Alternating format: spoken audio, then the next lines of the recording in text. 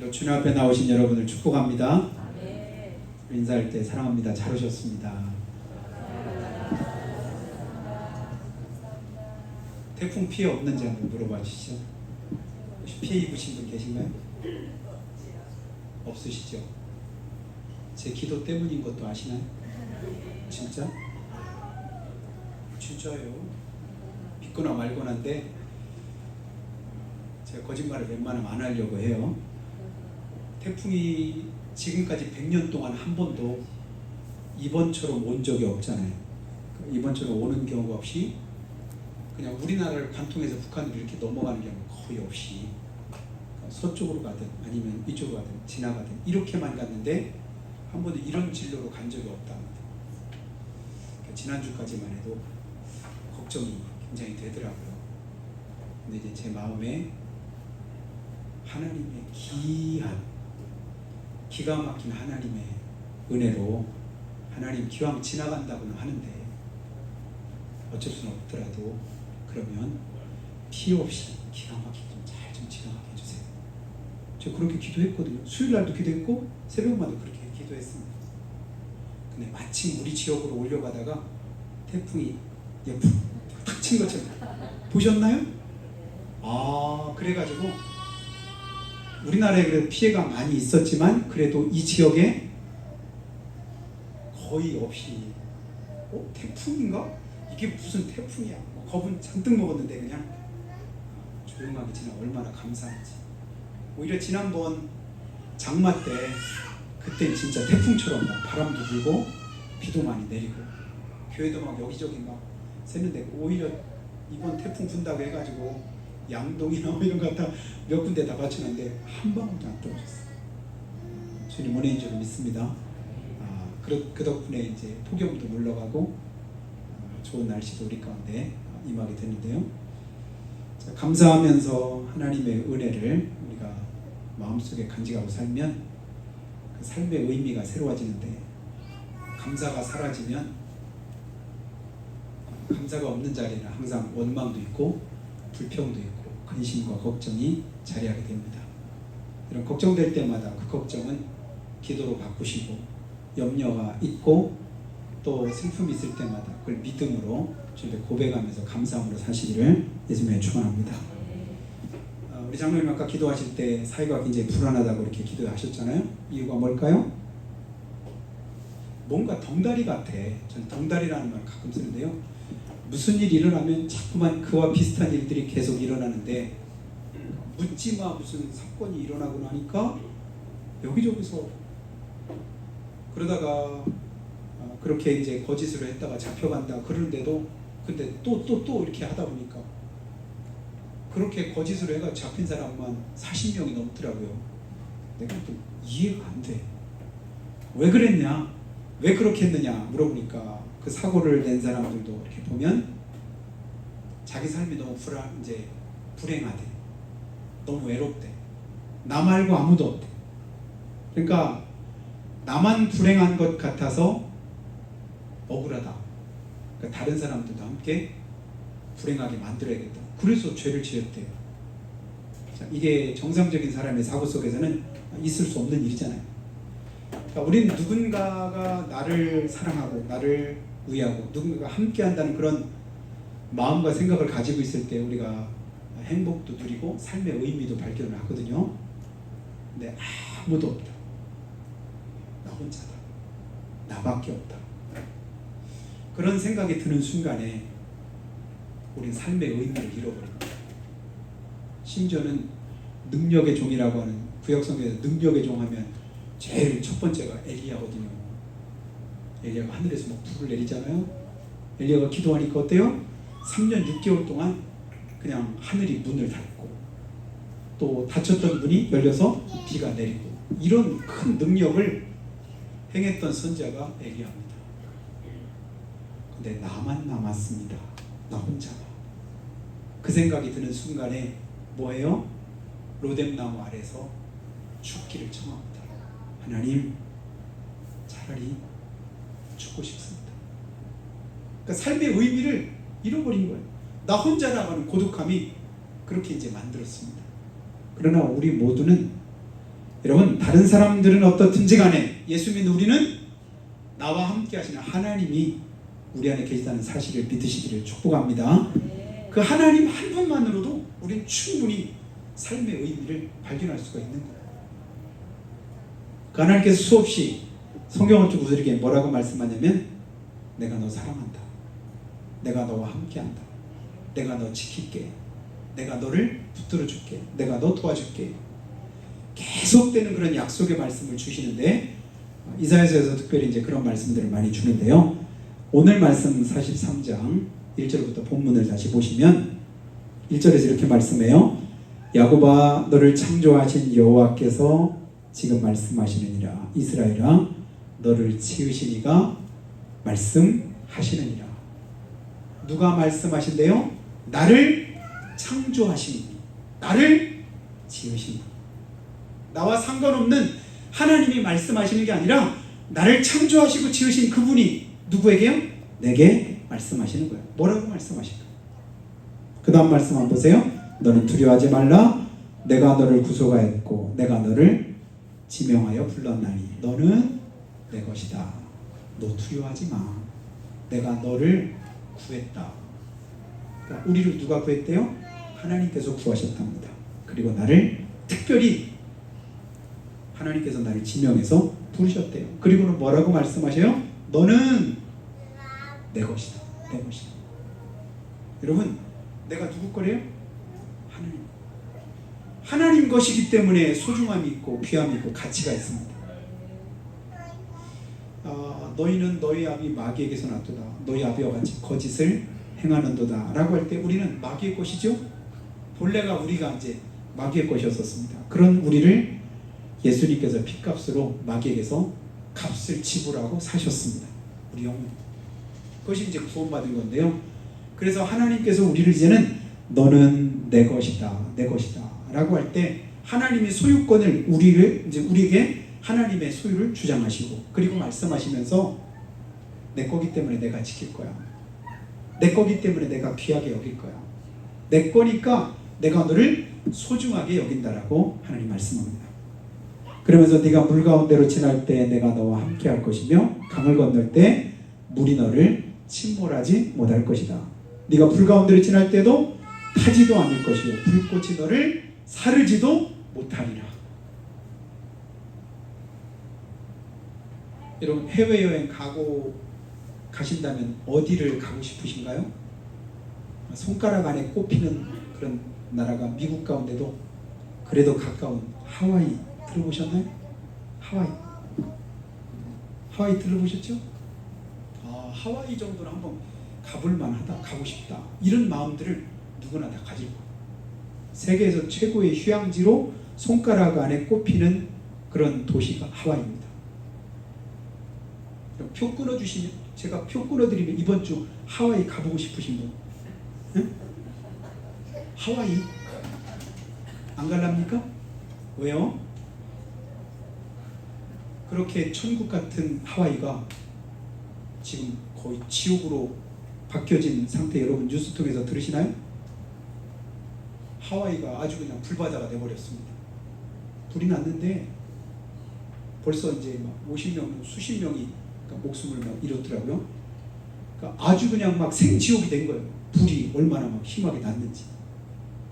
그래서 결혼 10주년에 자기 부모님과 또 이제 처갓집 부모님들 모시고 이렇게 가족들이 한 10명인가 여행 가신 분들이 있더라고요.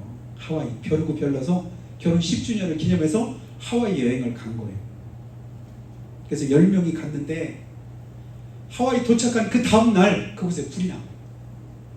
그 순간이 그냥 아비관의 지옥처럼 돼가지고 장인인가 부모 아버지인가 누군가 연락이 안 되고 그러면서 아주 그냥 그런 얘기를 이렇게 보니까 그렇게 가고 싶어서 그렇게 벼르다가 지상 낙원으로 여겨지는 그 하와이 한번 갔다 오면 소원 없겠다. 이렇게 준비해서 갔더니 오히려 그곳이 생지옥이 될 줄은 누가 알았을까요? 그러니까 이 세상이 안전한 곳이 아무데도 없는 것 같습니다. 그러니까 하나님이 함께하지 않는 그곳은 언제든지 불안할 수밖에 없고, 그곳은 언제든지 상황이 바뀌어서 우리가 살 수 없는 그런 장소로 바뀌어질 수 있는 것을 우리가 보게 됩니다. 그러나 사람이 도저히 살 수 없는 광야도 하나님이 함께 하시니까 그것이 사라집니다. 살 길이 열립니다. 살 수 있는 은혜를 하나님이 주시더라고요. 하나님 안 계시면 광야길을 어느 누가 그곳을 지나갈 수가 있겠습니까? 근데 그곳에서 먹을 것도 주시죠. 마실 것도 주님께서 준비하시죠. 구름 기둥과 불 기둥으로 하나님께 예비하셔서 사는 길을 하나님이 열어주시는데, 이런 우리 믿음의 사람들은 하나님의 은혜로 살고 하나님의 도우심으로 사는 것을 믿으시기를 주님의 이름으로 축복합니다. 물 가운데 지나든 불 가운데 지나든 내가 너와 함께할게 라고 말씀을 하면서 하나님이 뭐라고 하시냐면요, 대저 나는 여호와 내 하나님이요 이스라엘의 거룩하니요 내 구원자다. 그러니까 하나님과 우리와의 뭘 말씀을 하냐면 관계를 계속 말씀하는 거예요. 내가 너 택했어, 내가 너 지명했어, 내가 너를 불렀어. 그리고 나는, 하나님은 누구시라고요? 네 하나님이야. 그리고 이스라엘의 거룩하니야 너의 구원자다. 하나님과 우리 사이는 뭐 할 수 없는, 끊을래야 끊을 수 없는 특별한 관계가 되었다. 이게 우리 믿음의 고백이거든요. 전에는 하나님과 우리가 아무 상관이 없었습니다. 하나님과 우리가 분리됐었습니다. 이게 뭐냐면 이게 영적으로 이게 구원받지 못하는 하나님과 우리의 영적인 단절입니다. 그게 영원한 멸망이에요. 그런데 하나님과 우리 관계를 예수님께서 다시금 이어주시고 하나님과 관계를 맺어주셨다. 그러므로 세상 그 어느 관계보다도 더 끈끈하고 끊을 수 없는 관계가 하나님과 우리와의 관계입니다. 그 하나님께서 여러분을 사랑하신답니다. 여러분을 존귀하게 여기신답니다. 그리고 그 하나님께서 우리의 필요를 채우시겠답니다. 그리고 말씀하기를 두려워하지 말라. 내가 너와 함께 함이니라. 그러니까 염려하지 말라. 두려워하지 말라. 누가? 하나님이 우리와 함께 하시니까. 그러니까 교회를 이렇게 공사를 이렇게 할 때 이렇게 보니까 각각의 이제 인테리어를 하든 뭘 이제 방송을 이렇게 설비를 하든 모든 것에 다 보니까 전문가들이 있더라고요. 그러니까 전문가가 하는 건 비전문가가 볼 때는 다 신기해요. 야, 내가 근데 저거 진짜 모를 것 같은데 어떻게 저렇게 할까? 참 신기하다. 근데 이번 주 이상하게 고장나는 게 많아요. 차 문이 이렇게 열고 다니는 게 자동 문이 고장나더니, 그 다음에 승용차가 차가 또 이제 갑자기 또 고장나더니, 그 다음에 보일러가 또 생뚱맞게 딱 고장이 나더니, 전등이 또 뭐 하나가 또 고장. 웬만하면 이제 4가지는 다 해결을 했거든요. 근데 이게 또 아침에 와서 이게 안 돼가지고 좀 심란하게 해가지고 제 마음이 좀 싱숭생숭했는데요. 왜 갑자기 안 될까? 고장도 연달아서 쭉 나는 거예요. 어디가 뭐가 고장난 걸 알면 간단하게 이렇게 고칠 수 있잖아요. 근데 어디가 모를 때는 이게 도대체 어디가 고장났는데 뭐가 문제인지 모르는 거예요. 근데 전문가들은 몇 군데만 딱 보면 금방 뭐가 고장인지를 아는 거예요. 야, 아는 게 굉장히 중요하구나. 모를 때는 굉장히 복잡한 것 같은데 알고 보면 진짜 간단한. 아, 그거 하나가 그래서 그렇구나. 우리 인생이 그렇지 않습니다. 우리 인생은 우리 스스로가 한치 앞을 모르고 내일을 몰라요. 내일 무슨 일이 있을지 어떻게 될지 아무도 모르니까 불확실하니까 그래서 걱정을 하고 염려를 하는 거예요. 네, 주님은 하나님께서 우리를 소유권으로 삼으시고 구원하시고 자녀 삼으시고 난 이후에 뭐라고 말씀하냐면 너희는 내일 일을 염려하지 말라. 내일은 누가 염려할까요? 그러면 그냥 내일은 내일이 염려하라고 해. 왜 네가 걱정하는 거야? 내일까지 걱정하고 염려할 필요가 없어. 내일은 내일이 염려할 것이요. 우리는 어떻게 하래요? 오늘 그냥 하나님께 맡기고 하나님의 은혜대로 이끄시고 인도하신 대로 그렇게 기쁨으로 살아라. 하나님 믿고 하나님께 맡기면서 평안해라. 아무것도 염려하지 말고 모든 일에 기도와 간구로 너희 구할 것을 감사함으로 하나님께 아뢰라. 그럼 하나님이 약속한 것이 있습니다. 뭘까요? 그러면 모든 지각에 뛰어난 하나님의 평강이 무엇인데요? 우리 마음과 생각을 지키신다. 여러분, 걱정이 염려가 어디서부터 시작될까요? 우리 마음에서부터 시작되거든. 아직도 여전히 염려가 있고 걱정이 있고 불안하고 우울하고 답답하고 힘드신 분 혹시 안 계십니까? 주님께 맡기시기를 축복합니다. 하나님께 맡기시면 하나님이 뭐 하신대요? 우리 마음과 생각을 지켜주신대요. 아직도 내 안에 여전히 그런 마음들이 자리할 때 다시 한번 돌아보시기 바랍니다. 내가 아직 못 맡겨서 그런 거 아닌가? 맡기라고 하는데 여전히 내가 부여잡고 있기 때문이 아닐까? 다시 한번 생각해 보시기를 바라요. 그리고 나서 내가 누구냐? 하나님이 만드신, 하나님께서 택하신, 하나님께서 기름 부어 세우신 하나님의 작품이다. 하나님의 소유다. 하나님의 것이다. 가치 없는 게 아니에요.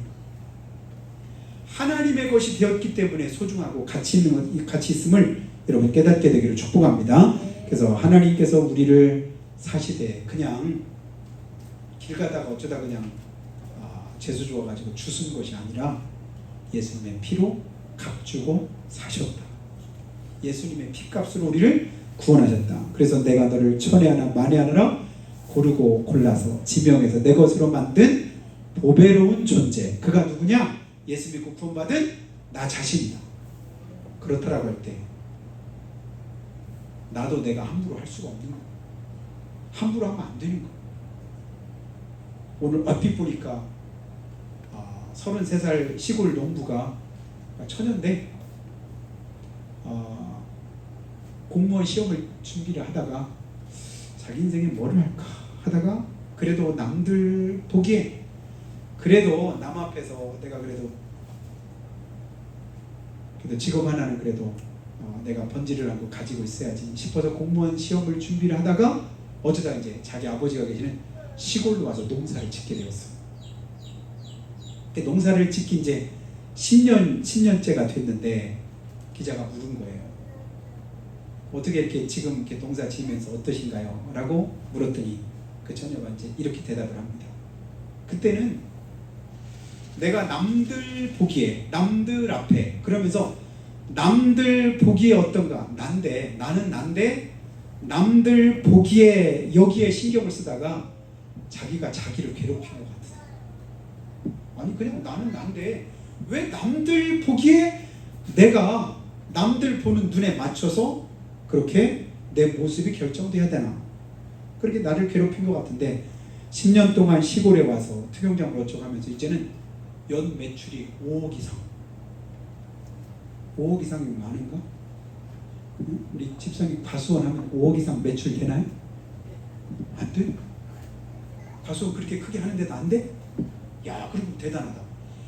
이 10년 동안 이제 시골에서 농부로 이제 전업을 해가지고 처녀가 이렇게 하는데 5억 매출이 된대요. 그러면 수입이 10분의 1만 해도, 요즘 10분의 1보다는 그래도 더 하겠죠. 그만 해도 그래도 성공했잖아요. 그래서 그가 했던 그 말이 다른 것이 아니라 다른 사람들이 보는 나를 내가 의식해가지고 왜 나를 괴롭혔을까? 그 생각이 든다는 거예요. 삶의 가치관이 달라진 거죠. 여러분, 다른 사람들이 보는 내가 아니라 하나님께서 보시는 내 모습을 다시 한번 확인할 수 있기를 주님을 축복합니다. 나를 누가요? 하나님. 누가 만드셨다고요? 하나님께서. 누가 구원하셨다고요? 하나님께서. 누가 나를 지키고 계시다고요? 하나님. 그러니까 존귀하신 만왕의 왕신 하나님이 나를 지키고 계시고 붙들고 계시다라고 할 때 내 자신은 뭐예요? 쓸모없는 자가 아니라는 거죠. 나로서의 가치가 있다는 얘기입니다.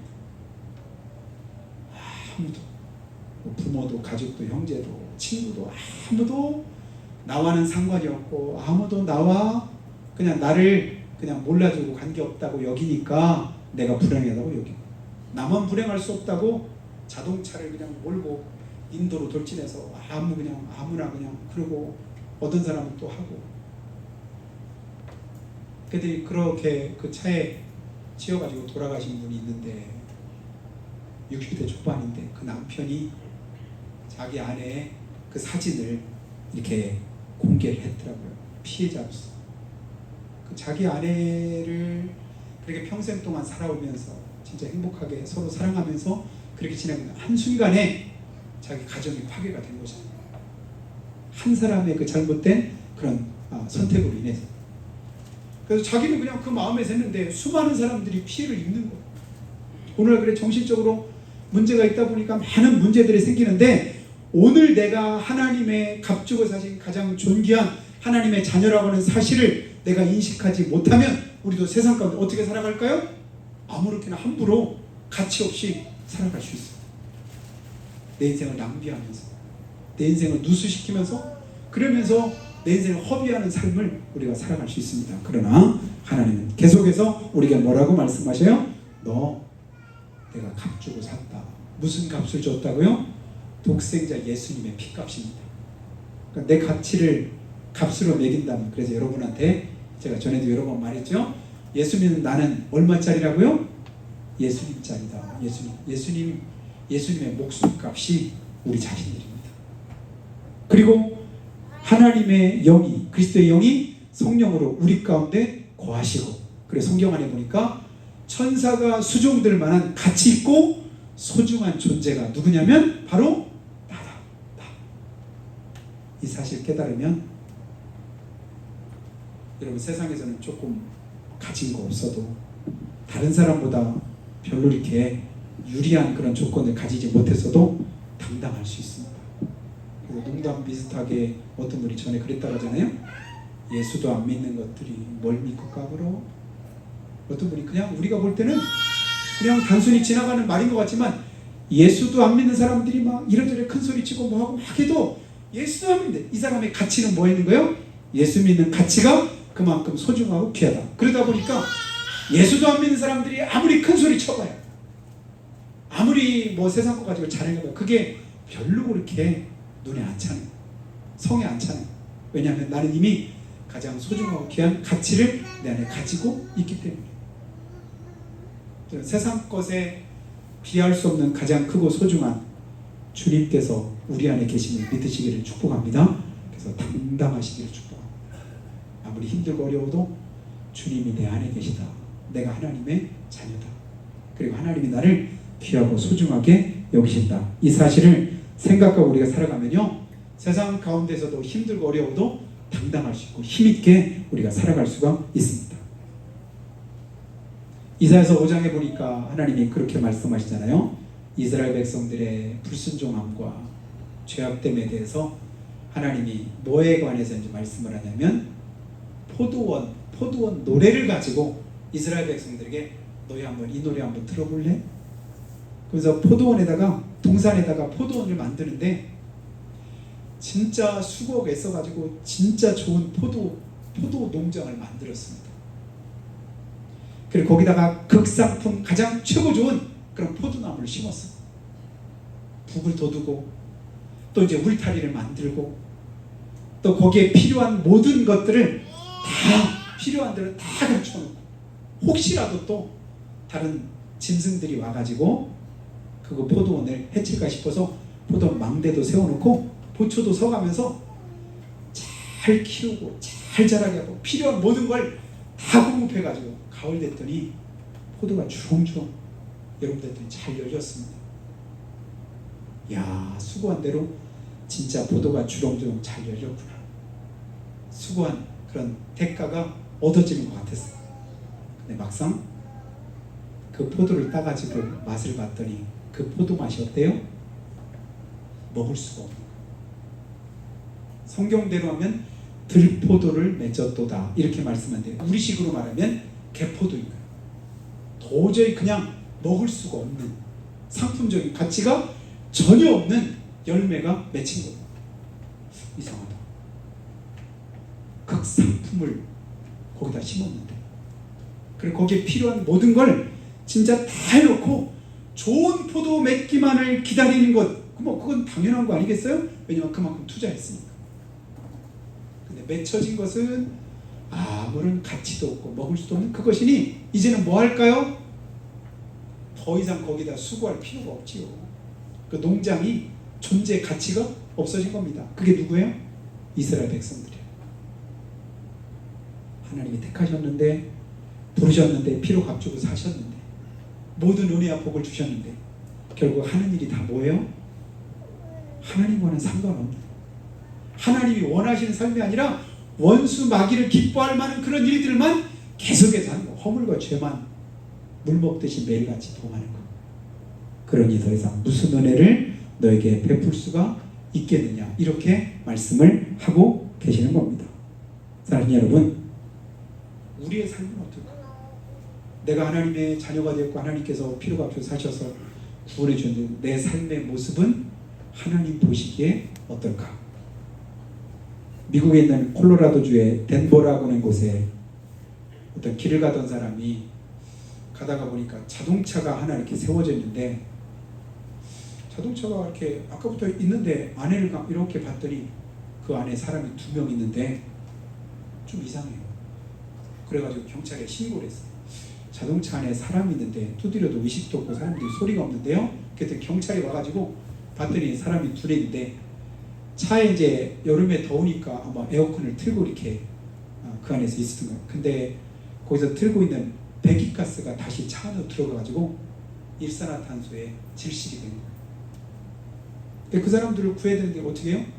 문을 열니까 문이 잠겨 있으니까 유리창을 깨가지고는 사람들을 이렇게 119에 신고를 해가지고는 간신히 그 사람들을 생명을 구할 수가 있었습니다. 생명을 구한 그들이 그 다음날 경찰서를 찾아왔습니다. 그들이 경찰서에 찾아와가지고는 종이를 한 장 내미는 거예요. 거기에 뭐라고 쓰였을까요? 저희를 구해주셔서 참 감사합니다. 이 은혜를 뭘로 갚을까요? 그런 글씨가 써있는 게 아니라 거기에 뭐가 있었냐면, 자동차 유리값 물어내시오. 내 차 유리창 누가 깼냐? 이 유리창 값 물어내라. 왜 웃어요? 아니, 남의 차 유리창을 깼으면 물어내야 될 거 아니에요? 자기들 생명을 구하려고 유리창을 깼는데 그 은혜에 감사하지는 못할 망정 뭐 하라고요? 유리창값 내라고.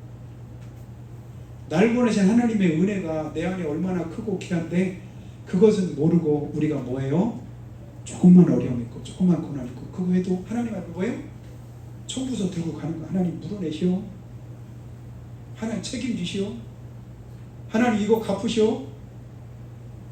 그때마다 하나님이 우리에게서 뭐라고 말씀하실까요? 웃지 않으시겠어요? 기가 막혀서 감사하지는 못할 망정. 그 은혜에 감사하지는 못할 망정 오히려 그에게 물어내려고 하는 그 사람과 같이 우리가 세상을 살아갈 때 날 보내신 하나님의 은혜를 잊어버리면 우리도 똑같이 그런 삶을 살아갈 수밖에 없습니다. 내가 누구냐? 하나님께서 구원하신 하나님의 가장 존귀하고 소중한 하나님의 백성이다. 이 사실 기억하고 어려움이 있어도 고난이 있어도 그것 때문에 원망 불평하지 말고 낙심하거나 좌절하지 말고 하나님의 은혜를 기억하고 감사하며 하나님의 도우심을 덧입어서 승리하시기를 주님의 축복합니다. 주님 오늘도 말씀합니다. 두려워하지 말랍니다. 도와주시겠답니다. 지켜주시겠답니다. 함께 하시겠답니다. 다른 거 다 그냥 기억 못해도 하나님이 함께 하신답니다. 날 도와주신답니다. 붙들어 주신답니다. 왜요? 하나님 나를 그만큼 값비싼 대가를 지불하고 구원해 주셨으니까. 그네 기억해서 한 주간도 승리한 여러분 다 되시기를 예수님의 이름으로 축복합니다. 기도하실 때 하나님, 피로 값주고서 하신 하나님의 자녀된 우리들 오늘도 주님 은혜 가운데서 살아가기를 원합니다. 그 크신 사랑과 은혜를 기억하고 또 하나님 앞에 감사하면서 승리하기를 원합니다. 아버지 하나님, 우리를 도와주시옵소서. 붙들어 주시옵소서. 믿음 없음을 주님께서 용서하시고 새롭게 하시옵소서. 물 가운데 지나든 불 가운데 지나든 물이 침몰하지도 못하게 하시고 또 불이 사르지도 못하도록 함께 하시겠다고 주님은 약속했는데 우리는 미리 겁먹고 두려워할 때가 있고 불안해할 때가 있고 걱정하고 염려할 때가 많습니다. 주님 믿고 의지합니다. 주님께 맡기고 의지합니다. 도와주시옵소서. 우리나라뿐만 아니라 세계 모든 나라들이 다 불안합니다. 여러 가지로 아버지 혼란스럽습니다. 안전하다고 하던 그곳이 아름답다고 여겨지던 그곳이 한순간에 아버지 정반대 상황으로 바뀌고 달라지는 것을 봅니다. 오늘도 주님 앞에서 우리의 모든 삶을 맡기고 의지할 때 하나님 주님 의지하오니 도와주시고 붙들어 주시고 지켜주셔서 주님 앞에 가는 그날까지 믿음으로 승리하는 우리 모두의 삶이 되어 하나님의 걸작품으로서 귀하게 사용되도록 역사하시라고 한 목소리로 고백하며 기도합니다. 하나님 아버지, 은혜와 사랑을